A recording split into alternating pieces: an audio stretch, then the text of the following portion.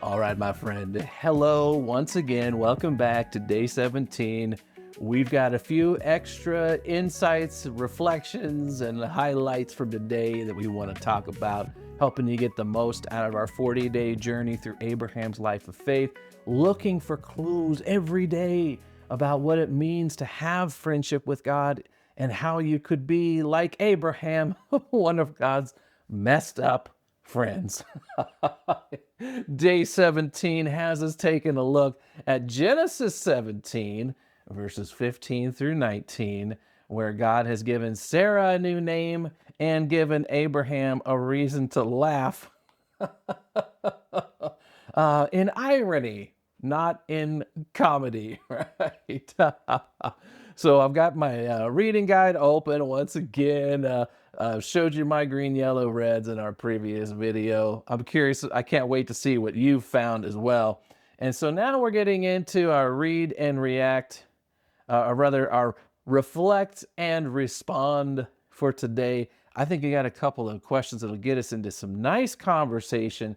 The one that we're gonna get to in a minute is this one. Hey, is Abraham wrong to laugh at God's intended plans? What do you think? And that'll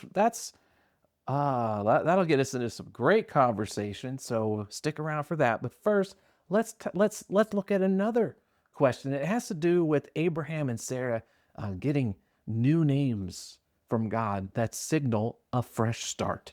And the question is, why do you think God does this? What's with the renaming? Now, in the digging deeper section for today, I do unpack a little bit about how names are valued in the culture of Abraham's time and place. And so that's part of it. As you recall, this conversation we're in today between God and Abraham, it's the first conversation they've had in 13 years, as far as we know in the story. Right now, that we're inferring a little bit there. But Abraham's been living life, doing his thing. Ishmael's growing up. He's a teenager now. He's 13. And God hasn't had much to say.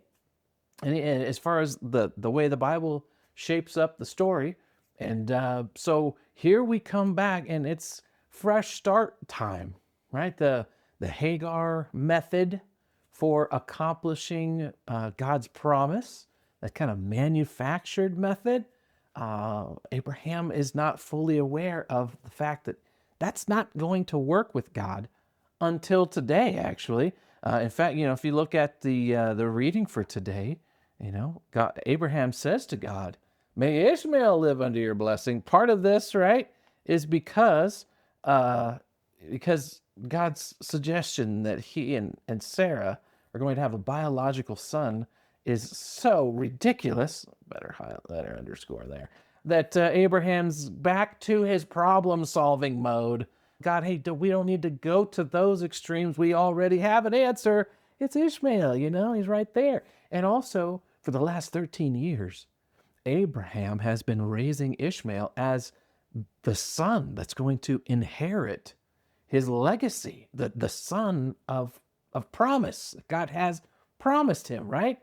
So today's coming as quite a shock. And so this new name that God gives to Sarai, and as he gave to Abraham yesterday, it's signaling that we're in a new season, that God's doing something new and something fresh. That's gonna be it's hard for Abraham to accept. And so he's struggling, and we're seeing that struggle, the emotions bottled up in there, finding an escape valve through the laughter we see today. But the name itself, well, why? Well, yeah, it does in fact signal that God is starting something new.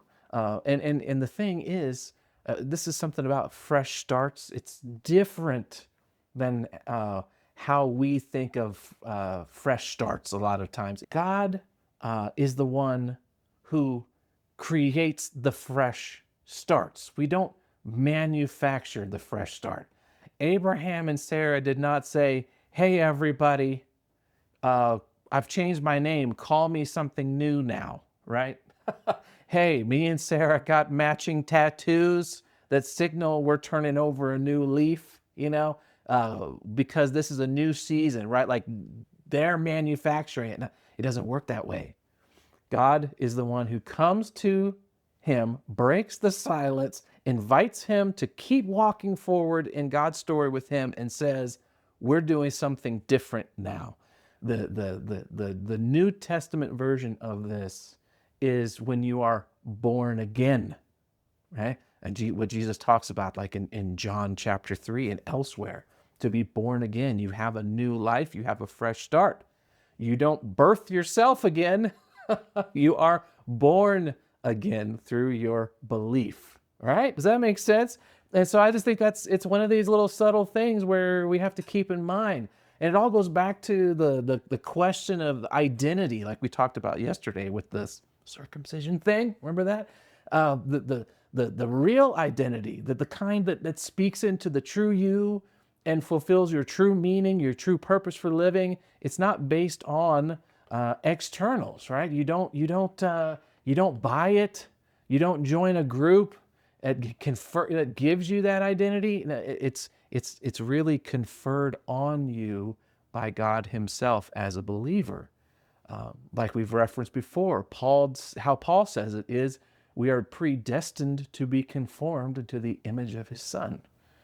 And what that means is my identity is something God is working through His grace, by His Spirit, to transform and to make my identity Jesus, right?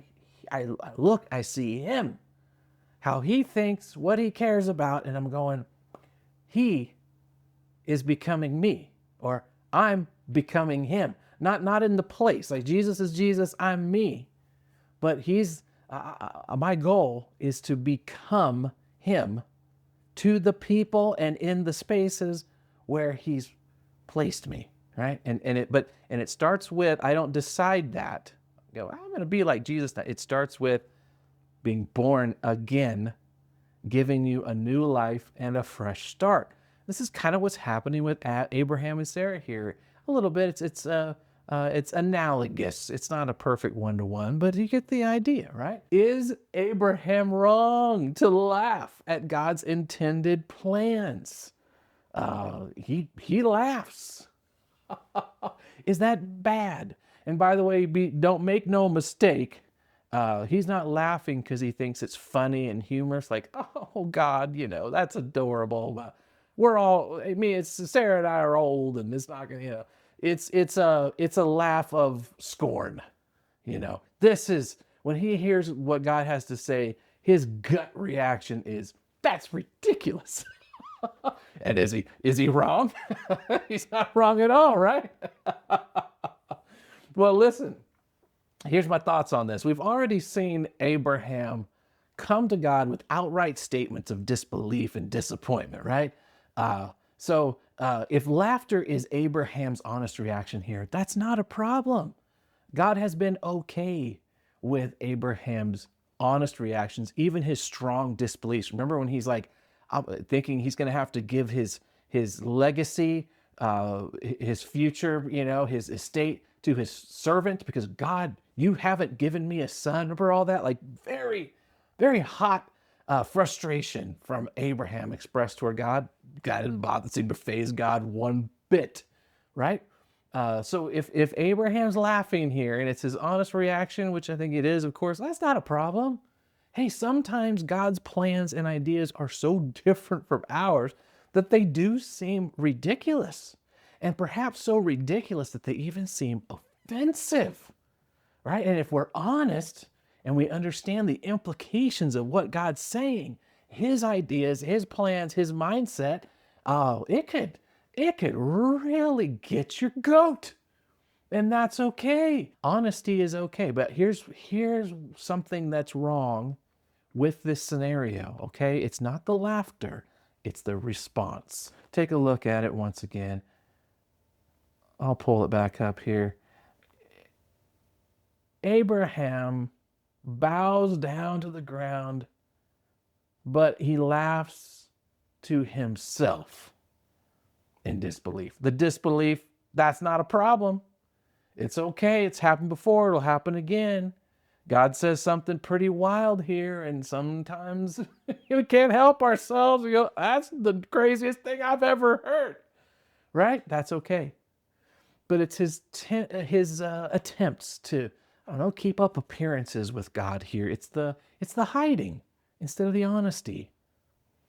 That's a problem because solid relationships are built on honesty, right? Uh, have you ever thought one way about a person?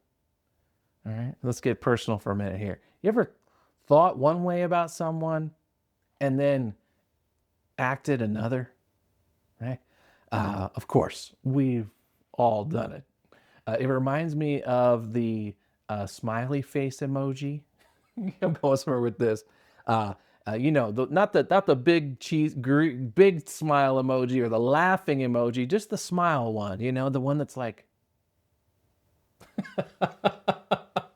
Now, in our context, you text someone that smile. It could mean, oftentimes it means it's just pleasant. It's like, hi, good morning, hey.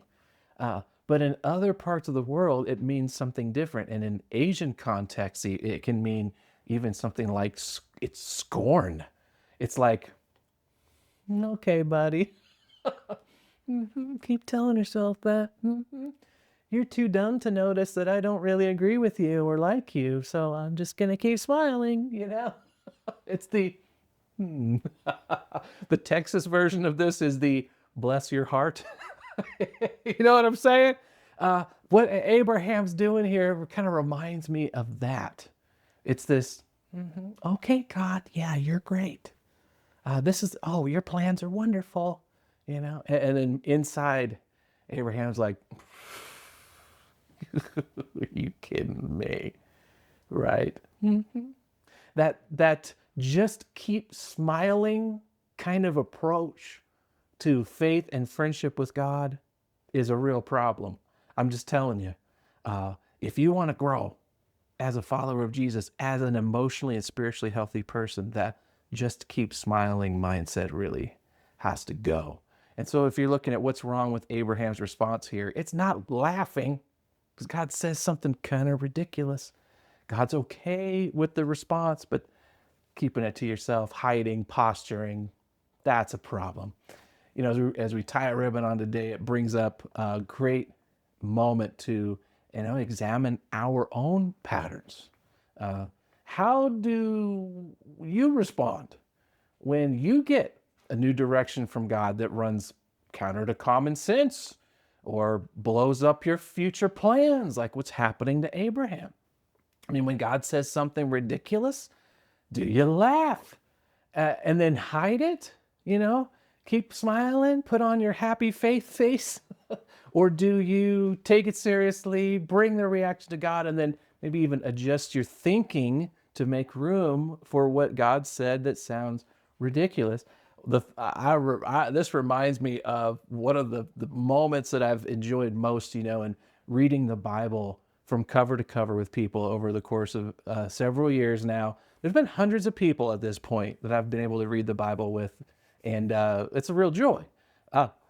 You can bet on a few times now. I've seen patterns, right? You can bet there will be a few times where something will be said that will change the conversation from the, just keep smiling, uh, you know, faith approach to some real strong reactions. Almost every time a person reads the Bible for the first time and they say Jesus, make the statement, love your enemies. Okay? And not like religious-y people, but just people trying to read it and understand it. That changes the temperature in the room.